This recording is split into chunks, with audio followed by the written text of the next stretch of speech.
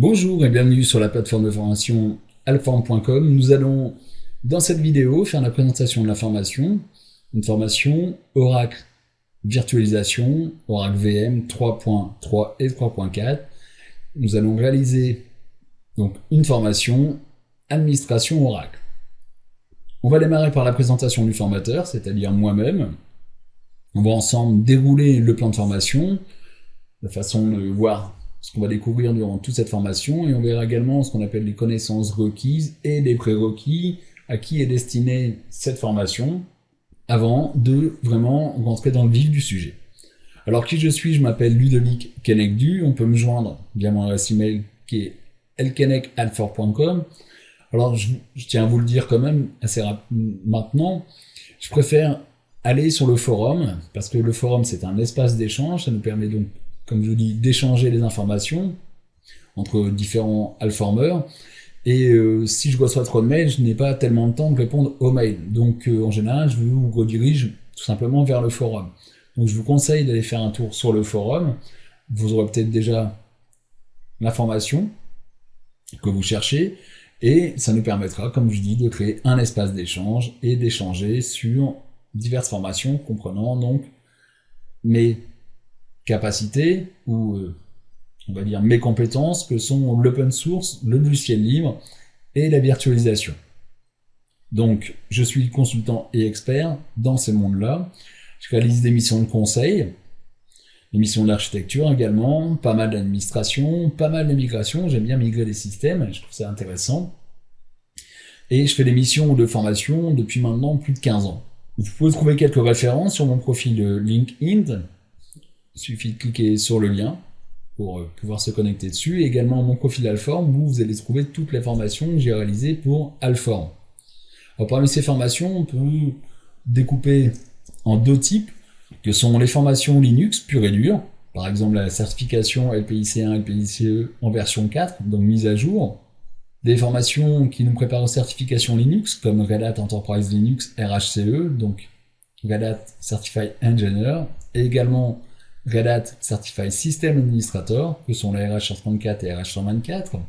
Donc ça c'est un premier type de formation, première formation de type Linux. Et on va trouver également, ce qui m'intéresse particulièrement, la virtualisation, dans lequel on peut trouver des produits comme Promox VE. Alors là on n'a pas l'image, mais on peut trouver par exemple du KVM, du Xen également. On va trouver le solution de Red Hat Enterprise Virtualisation. Donc ça c'est un type de produit de virtualisation. Un autre type de produit de virtualisation qu'on va trouver, ce sont des applications desktop, bureau on va dire plutôt, que sont VirtualBox ou VMware Workstation par exemple. Et on va trouver un autre type de virtualisation que sont ce qu'on appelle la containerisation, les conteneurs, parmi lesquels vous trouverez une formation LXI, une formation OpenVZ, et bientôt à venir on aura des formations sur Docker. Donc la liste n'est pas exhaustive, vous trouverez bien sûr beaucoup plus de formations sur mon profil Alform. Que va-t-on voir ensemble durant cette formation? On va démarrer par un état de l'art de la virtualisation. On va donc introduire les notions de virtualisation, qu'est-ce que ça veut dire exactement, la virtualisation, et les différentes technologies qui sont mises en place pour pouvoir virtualiser, créer des machines virtuelles. On découvrira ensemble également ce qu'on appelle les hyperviseurs Xen et KVM. Alors l'idée c'est de faire une petite comparaison entre les deux, et surtout de comprendre qu'il y a deux types d'hyperviseurs dans le monde du logiciel libre, que sont Xen et KVM, et Xen est utilisé par Oracle VM. Donc on va continuer après avec une présentation de l'écosystème Oracle VM, comment est architecturée la solution de virtualisation d'Oracle. Donc on va voir ce qu'on appelle le manager, comment il relie le stockage, comment il relie le réseau, comment sont créées les machines virtuelles, ainsi de suite. Ce qu'on appelle également les serveurs Oracle. Donc une fois que c'est assez rapide quand même, hein, une fois qu'on aura compris tout ça, on va passer à l'installation de notre environnement. Donc on va installer, pour démarrer, un Oracle Linux version 6, sur lequel on va installer ce qu'on appelle le manager, et ce en version 3.3. Alors pourquoi? Parce que quand j'ai démarré cette formation, la version 3.4 n'était pas encore disponible, donc j'ai commencé la formation en 3.3, et du coup, durant la formation, le 3.4 est arrivé, et donc je vous propose une vidéo sur l'update du manager. Donc de la même façon, on va installer après les serveurs Oracle, qu'on appelle les serveurs de virtualisation, les hyperviseurs, et on verra également comment on peut mettre à jour nos serveurs Oracle via le manager. Alors dans l'environnement Linux Oracle VM, on va trouver donc ce qu'on appelle la découverte des serveurs, qui consiste à connecter les serveurs avec le manager. Alors comme dans tout système de virtualisation, ou de solution de virtualisation, on va utiliser ce qu'on appelle du stockage distant.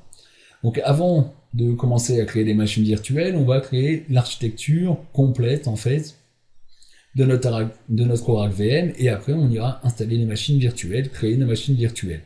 Donc dans l'architecture, on va voir ensemble du stockage, donc une petite description rapide du stockage de type NAS NFS et sa découverte via le manager. La même chose pour tous ces stockages iSCSI, donc stockage de type SAN, et la découverte de nos SAN dans le manager. Donc on aura déjà mis en place du stockage distant, et à partir de stockage distant, on va pouvoir créer ce qu'on appelle des pools de serveurs. Alors on va comprendre ce que sont les pools de serveurs et comment on crée des pools de serveurs. Pour ce faire, Oracle VM a besoin de stockage distant, donc c'est pour ça qu'on met le stockage distant avant les pools de serveurs. Donc une fois qu'on a nos pools de serveurs, nos clusters qui sont mis en place, on va pouvoir créer ce qu'on appelle les dépôts, ou les repositories, comme les appelle Oracle VM. Donc on va voir ce que c'est exactement les dépôts, à quoi ça va bien nous servir. On va voir comment on crée nos dépôts, et on va voir comment on peut également les peupler, parce que c'est un peu particulier. C'est vraiment spécifique à Oracle VM, la façon d'aller peupler nos dépôts, nos repositories. On verra également tout ce qui est notion de réseau. On va comprendre comment Oracle VM gère son réseau, donc on fera une introduction au réseau virtuel, on va voir comment on peut les manipuler, comment créer de nouveaux réseaux, à quoi servent nos réseaux, et bien sûr améliorer également les performances et la sécurité via le bonding, le channel bonding, et ce qu'on appelle également les VLAN.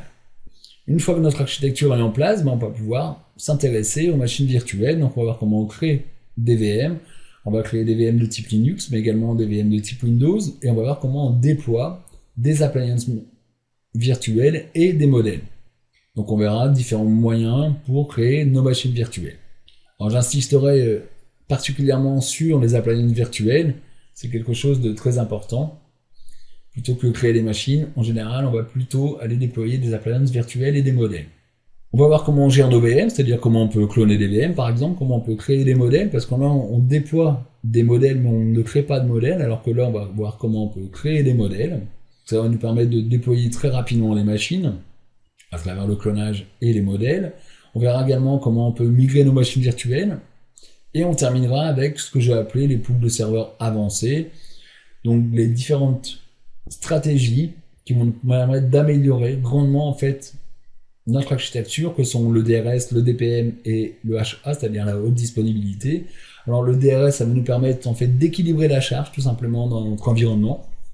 Le DPM, c'est très intéressant également, ça va nous permettre de déplacer les machines virtuelles, sachant que c'est automatique, de déplacer les machines virtuelles sur les serveurs afin de pouvoir éteindre ces serveurs et donc faire une économie d'énergie dessus. Et on terminera donc avec la haute disponibilité, donc la possibilité d'avoir des machines qui redémarrent automatiquement en cas de problème sur un serveur ou sur des serveurs. Donc voilà pour ce plan de formation, voilà ce qu'on va découvrir ensemble durant cette formation Oracle Administration, Oracle VM 3 Administration. Donc à qui est destinée cette formation? Quels sont les prérequis? Alors elle est destinée surtout principalement aux administrateurs système Linux expérimentés. Donc des personnes qui sont responsables de la gestion de serveurs d'entreprise et qui souhaitent donc apprendre à gérer de grands nombres de serveurs ou de machines virtuelles à l'aide d'un produit qui s'appelle Oracle VM, donc le produit de virtualisation d'Oracle.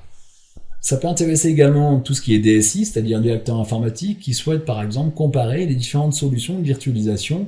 Donc forcément là, ce type de personnes, les directeurs, les DSI, ne vont pas visionner toute la formation parce que c'est une formation technique, donc principalement dirigée vers les administrateurs, mais ça va leur permettre peut-être, ou même sûrement, de pouvoir peut-être comparer donc des différentes solutions de virtualisation et de savoir pourquoi, et de se dire pourquoi je ne vais pas utiliser de l'Oracle VM, un produit qui n'est pas très connu mais qui est vraiment performant.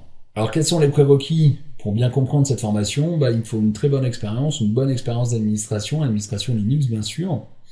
Donc, il faut être au moins professionnel informatique titulaire de certification, que ce soit LPIC1 et LPIC2, ou du RHCSA par exemple, ou tout ce qui est Linux Foundation également. Donc, soit être titulaire de certification, posséder quand même une expérience d'administration Linux, voire une bonne expérience si on n'a pas ces certifications. Donc j'espère que vous êtes prêts à démarrer cette nouvelle formation. Vous allez voir, c'est un produit très intéressant, OracleVM, un produit assez méconnu, mais qui vaut le coup d'aller se pencher dessus. Je vous dis donc à très bientôt sur alform.com.